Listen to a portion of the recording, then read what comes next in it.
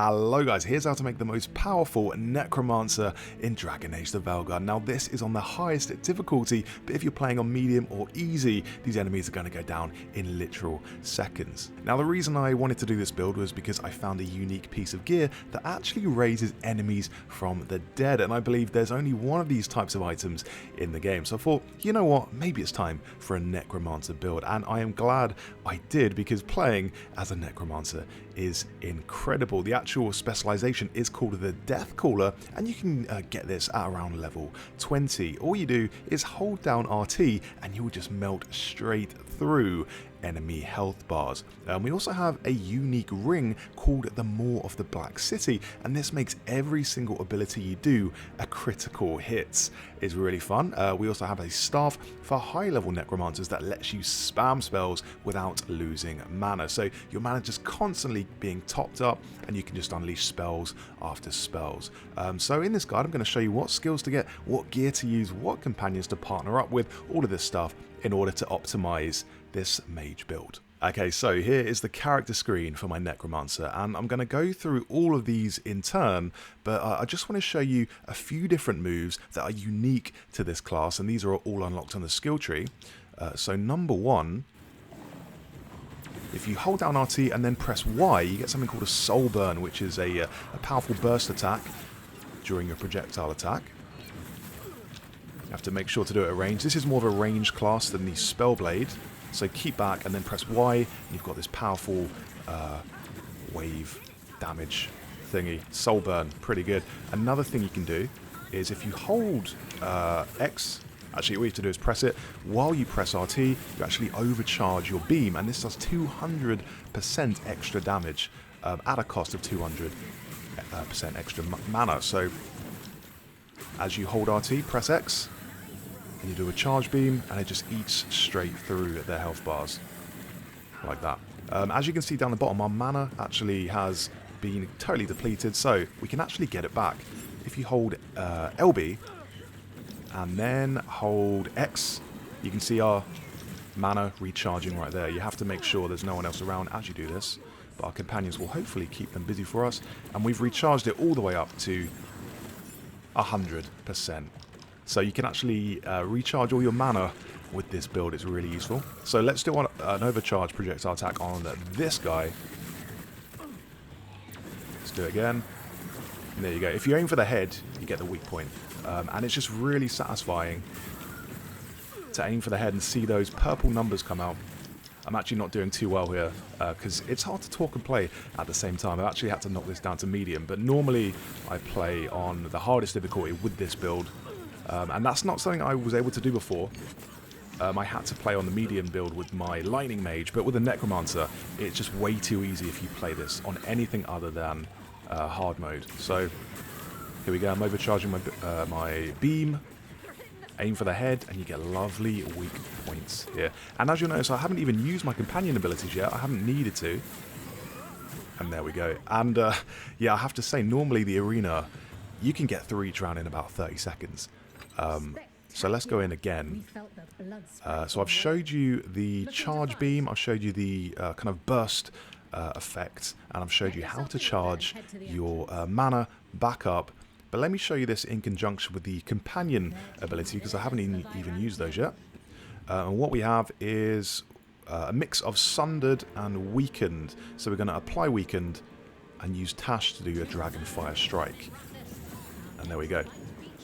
The two companions I'm using for this is Tash and Harding. But really any companion that has weakened and sundered you can use. And there we go. So here is my skill tree. As you can see, we're speccing towards the top left, and this is the Death Caller. I'm level 44, so around, I would say around level 40, you can basically get every skill you need. But I'm just going to show you a few of them that are really useful. Where is it gone? Death Surge. So hold R, press X, and you get that surge for your beam, which overcharges your ranged attack, and does 200% extra damage. The other new move that unlocks is Channeled Thought. So hold LB, then press X, and you actually recharge your mana, which is really useful.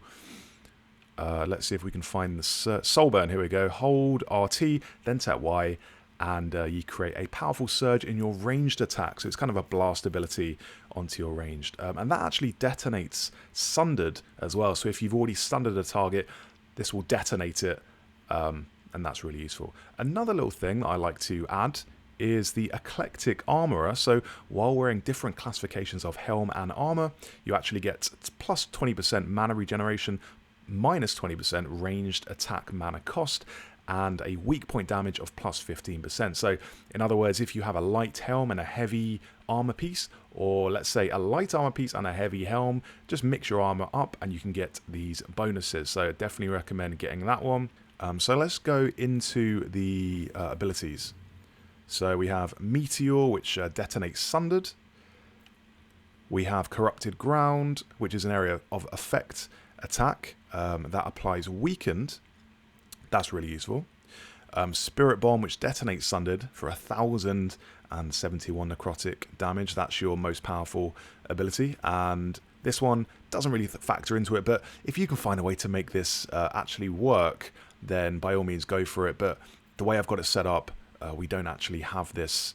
And I need to work out why. But anyway, it doesn't really matter because we're still churning through the enemies and making it light work. So let's go into the runes. The only one that I really use, you can have all three, but the one that I really recommend is Scourge. All of your weapon attacks deal necrotic damage for 20 seconds. It also has a passive plus 10% necrotic damage. So Scourge is really, really useful.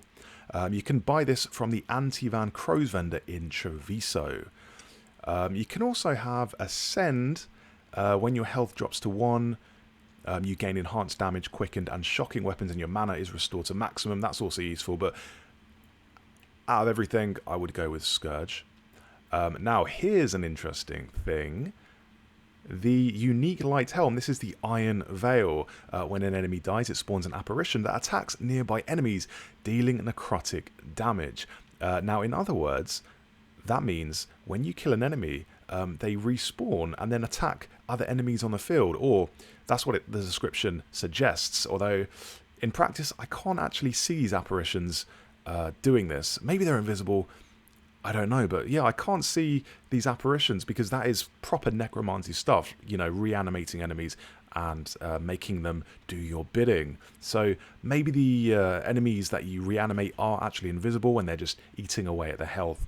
But anyway, if you did want this helm, to get it, all you have to do is go to Arlathan Forest. From here, go to the Glade, do the crystal puzzle in the Glade, and you can cross over a bridge onto an island and open a chest, and this will contain the Iron Veil. That is after you've defeated the Guardian, but the Guardian's not too powerful. In terms of armor, I have the Iron Cast, which does plus 25% necrotic resistance, 5 plus max necrotic resistance, immune to necrosis, and we also deal 150 necrotic damage and apply necrosis, blah, blah, blah, blah, blah, just necrosis all the way. Now, I like this stuff. So the Burden is a unique amulet. You get the Burden from the Converged City, which is in the Crossroads. It's the southernmost island. And if you go and defeat the Revenant in the Converged City, you will get this unique amulet. This Revenant is encountered while you're doing the Heart of the Corruption side quest, which I have a video how to do linked above. This is really useful because it does plus 20% damage while at low health, and in this Necromancer build, you're going to be at low health quite a lot. It also makes low health trigger 10% earlier, and your health cannot go above 70. So you're always in a state of low health, but that means you're always doing plus 20% damage. Really useful. Get the Burden from the Revenant in the Converged City.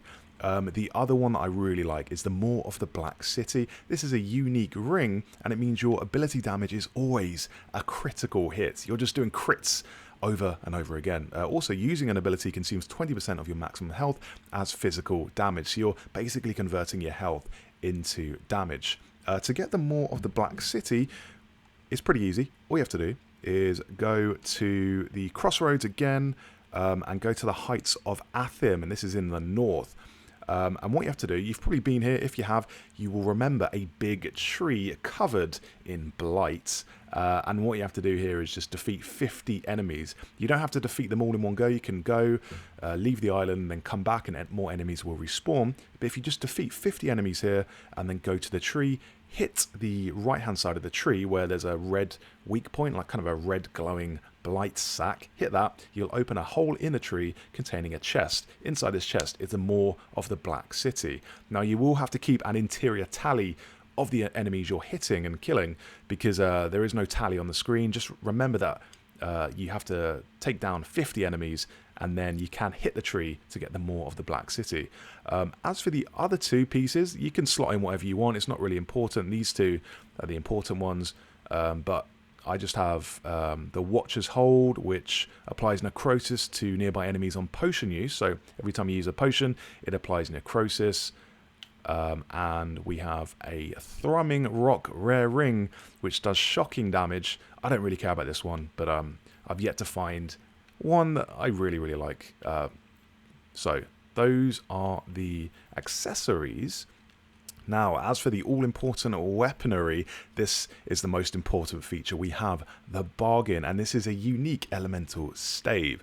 406 necrotic damage is the most necrotic damage I've seen in this game. Also, we have plus 400 health, which is useful because we want a big bank of health to convert into spells and mana and damage and all that stuff. That's just the way this build works. And also, using an ability spends health instead of mana at 250% of its cost. So, yeah, we're actually using our health as mana, which is why it's really useful to have plus 400 extra health. As for where to get the Bargain, all you have to do to get the Bargain is go to the Necropolis vendor. The only downside here is you have to rank up the vendor to rank 4 to get the Bargain, and that does take a while. For me, I ranked up to level 4 at the Necropolis vendor by doing maybe the majority of Emmeric's quest, also doing about, I would say, about 10 missions in the Necropolis, so it does take a while. But if you do need to a little help to rank up, simply buy a bunch of valuables from shops. Just buy all the valuables you can, and then go sell those valuables to that vendor. Because, I don't know if you know this, but whenever you sell valuables to a specific vendor, your faction goes up at that vendor only. So if you sell those valuables at the vendor in Treviso, for instance, your faction rank with the Anti-Van Crows will go up. So make sure to sell your valuables to the vendor at the Necropolis, because then your faction rank with that faction in the Necropolis will go up. And that's what you want in order to rank up the shop. The Mage Knife is not that important. I've got 80 plus necrotic damage on the Mythal's Light, but we're not really using this. We're using the stave more than the Mage Knife, but we do need a good orb. For this one, I have the Fade Light Epic Arcane Orb, which does 380 necrotic damage. But you do have to, it's really recommended to go to your Caretaker and enchant. As you can see, I've enchanted everything. And enchantments basically just add on an extra perk to your gear, to your armor, to your weapons. If you see a red little circle in the corner of the icon, that means there's an enchantment on it, and there's an enchantment on everything. So, for example, I have plus 40 added necrotic damage on my orb, and this one I have plus 20% damage at low health on my stave. So, go to your Caretaker and enchant everything you can, and also upgrade. That's really useful. Companion-wise, I've already mentioned, but I have Harding, because she has the Applied Sundered effect, and I've got Detonate Sundered, which goes hand in hand.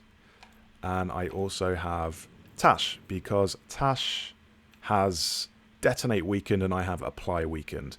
Also, Dragonfire Strike is just quite a strong move. But, as I say, you can use anyone as long as they have Apply Sundered and Detonate Weakened. The reason I also use Harding is because I've done her full companion quest and I've got her armor, I've got loads of skill points, and she is rank 8 in the relationship. And the higher the rank, the more damage their abilities actually do, so that's really useful. Balara is only rank 5, so her abilities are not going to do as well. And another thing, don't forget to upgrade your companion gear at the Caretaker, because you can also buy their gear and upgrade their gear at the Caretaker as well. So the better they are, the better you're going to do. And anyway, there we go. Hope you enjoyed the video, guys. If you did, do leave a like. And for more Dragon Age the Veilguard guides, subscribe to the channel.